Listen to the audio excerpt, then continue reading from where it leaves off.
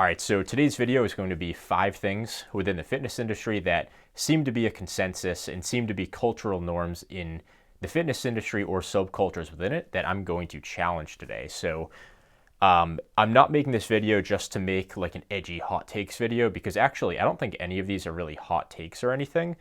But within certain subcultures of lifting in the fitness industry in general, I think there tends to be a few things that need to be challenged a little bit. And these are things that I almost used to just be a part of, that I've been able to see through and think about a little bit more thoroughly and clearly, that I can hopefully help you guys from going into. So the first one that I'm going to start off with is, this is a mainstream one, and this isn't necessarily something you'll see in like our corner of the fitness industry within like the noble natties and whatnot, but in kind of the mainstream bodybuilding fitness culture, it tends to overemphasize cutting instead of bulking.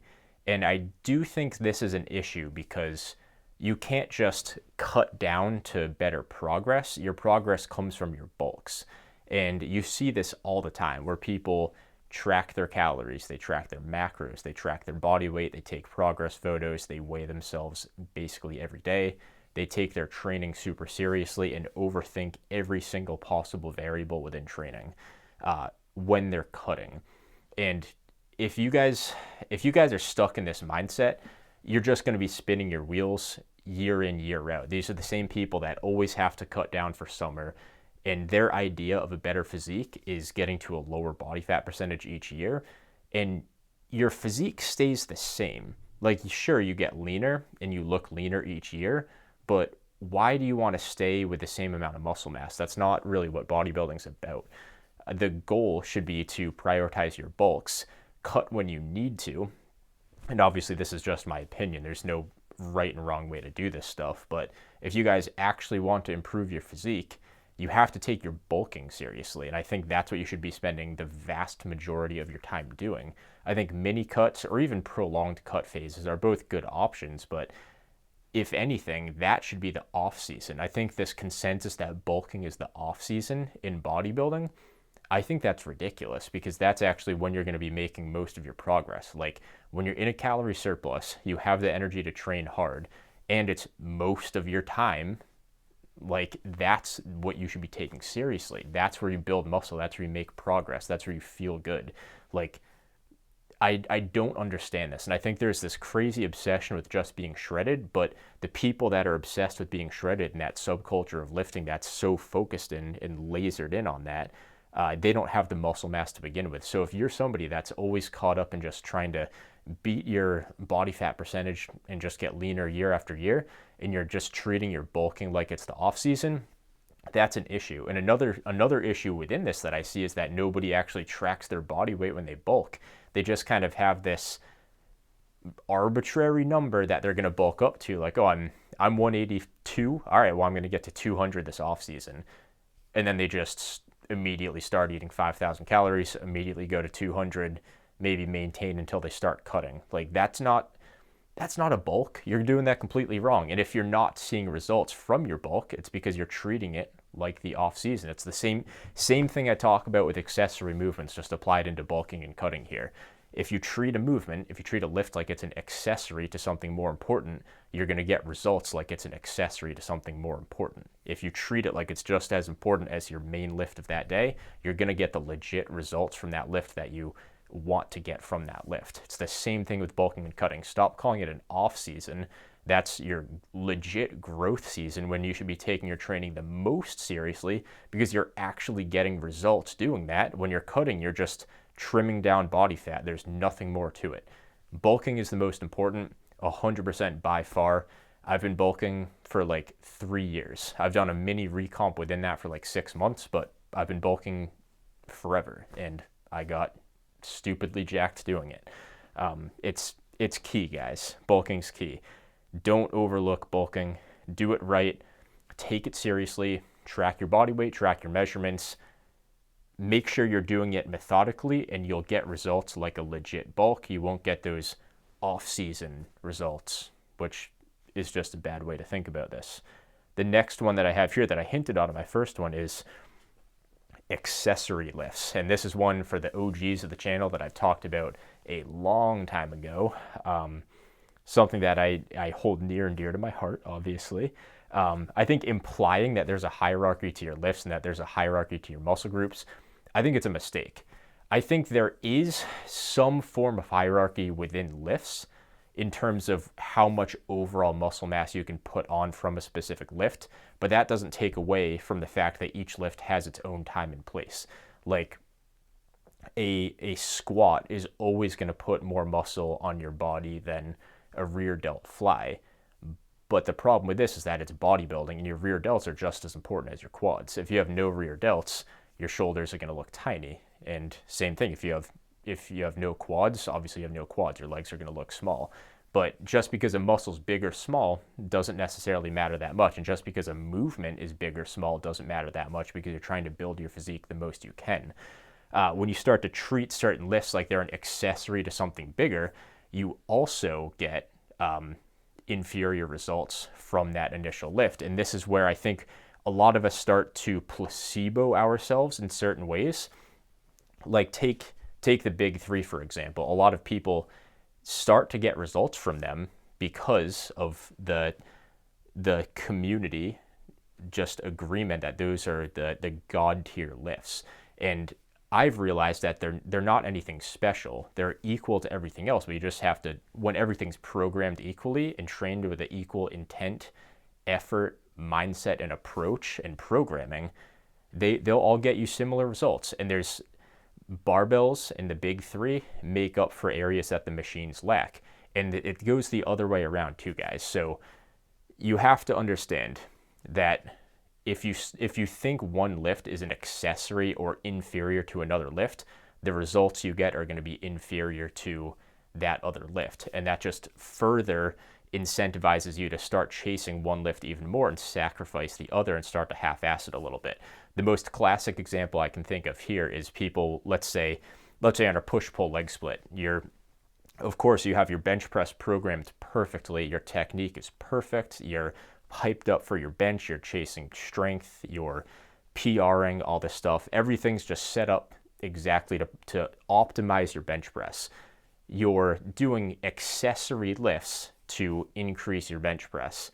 And when you're doing this, when you treat a lift like it's an accessory to your bench, you're more than likely going to half-ass it, especially if you're trying to bodybuild. Like if you just put all your stock into one lift and you put all your eggs in that basket, now what happens when you do your tricep pushdowns? I'll tell you what's going to happen because I've been through that phase. You're going to half-ass those lifts. And when I was in my power building phase, what happened was I biased the big three so much, and I still did my arm training, but my arms didn't grow because I treated them like they were accessories to more important and bigger movements, when in reality, your arms are just as important as your chest. Every muscle is just as important as another in terms of bodybuilding. And then within your own physique, if you prioritize, say, forearms over your chest, now is a reverse curl and back training more important than the bench press? That's the subjectivity of bodybuilding, and nobody can answer that except yourself. What I'm trying to say here is even when I lost strength in my bench press, when I lost strength in a lot of big, heavy upper body compound movements and put more of my focus into arm training, I've just about put an inch on my arms in the past. It's been just over a year and a half.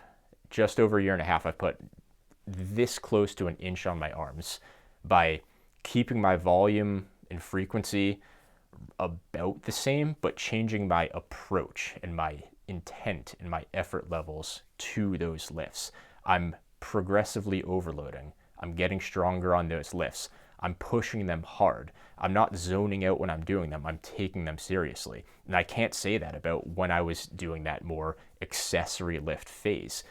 I would still do the lifts, but it was going through the motions versus actually trying and actually pushing. So if you currently have lifts in your program that you view as an accessory and your main goal is hypertrophy, you need to change your mindset on that. Yeah, I promise you, if you view a certain lift as an accessory, you're not getting results from that lift.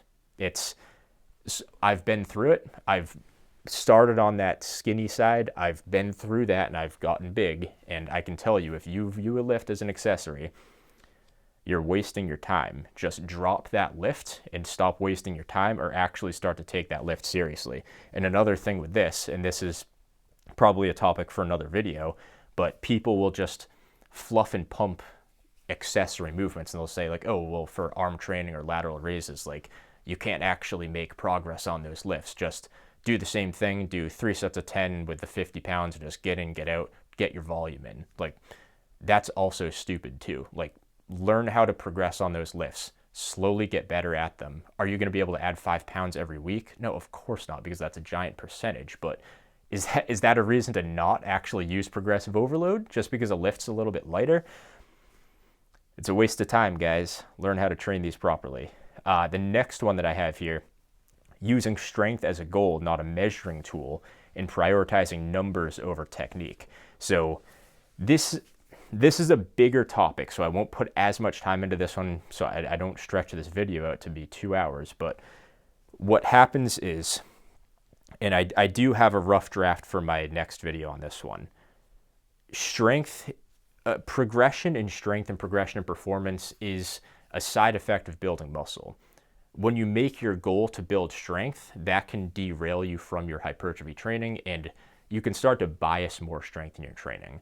Of course, if you get stronger in more of a powerlifting fashion, you're going to continue to grow. But now you're biasing more strength based on technique, frequency, volume, setup, all this kind of stuff. When you set strength as your goal, you start to lose certain fundamentals of hypertrophy. Like, a good lift for this is, say, the JM press. So I'm doing the JM press in my program right now. I'm working with 95 pounds for somewhere between 8 and 12 reps a set on average. I could probably do so much more weight on that lift, but I'd be losing technique. So the way that I like to think about this with strength is you need to have that buffer room before the most weight you can possibly do, and all the way down to the best technique and form that you can use to build muscle with the most amount of weight you can do with that form for the rep range that you're shooting for. So for me, the JM press feels great at around 10 reps. It's heavy enough to put a lot of tension on that muscle. Obviously, that's also what I just said is basically a myth too. You can still get good tension going lighter, but 10 reps feels like it's the sweet spot. Any heavier, my technique would be sacrificed, like 5, 6, 4 reps. That wouldn't feel good for JM press. 20 reps would feel a little bit too light. It's a technical movement that I wouldn't want to go that light on. 10, besides the point, 10's the sweet spot. If I started to just add a bunch of weight because I view strength as a goal, not as a measuring tool, now that's an issue, because I can still use kind of similar technique and probably go up to like 120 pounds instead of 95. But now I'm doing things like speeding up the reps, maybe bouncing the reps a little bit more and using my bicep as kind of like a little trampoline at the bottom of the lift. Like, there's ways I can put a bunch more weight on the bar. And in my mind, I'm getting stronger, so I'm building muscle. But in reality, I'm just using it at the sacrifice and at the expense of technique. And if you go to your max performance with a sacrifice strength-oriented technique, and you get stronger using that strength-oriented technique over time, you're still going to get bigger, but you're getting less hypertrophy in the process. So what you want to do is optimize your technique for hypertrophy and stick with it. Stay consistent. Film your sets, guys. That's another thing not a lot of people do. Don't just film your PRs, film your regular day-to-day sets. Every couple months, check in, make sure your form is still good. If your tempo and your range of motion and your rep totals and your weight are in a good trend and your performance is moving upwards without the sacrifice of other hypertrophy technique fundamentals, you're making progress. But then if I was to film my JM press in 3 months from now and I'm doing 125 and my form is garbage, now I don't know if I actually got better. So optimize your technique, use strength as a measuring tool, don't use strength as the ultimate goal.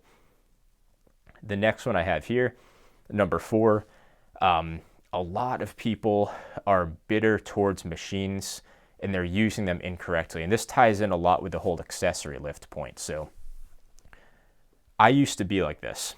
I used to kind of make fun of people that would just go in and actually take machines seriously, because I didn't think you were a real lifter if you used machines, and I didn't think you could actually get good results from using machines. And this is primarily something that comes from the whole power building culture.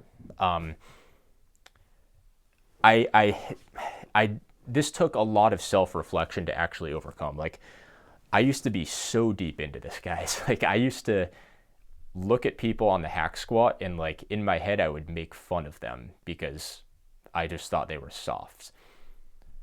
The problem is, if you're using a machine as a way to get out of training hard, that's a problem, and you need to fix that.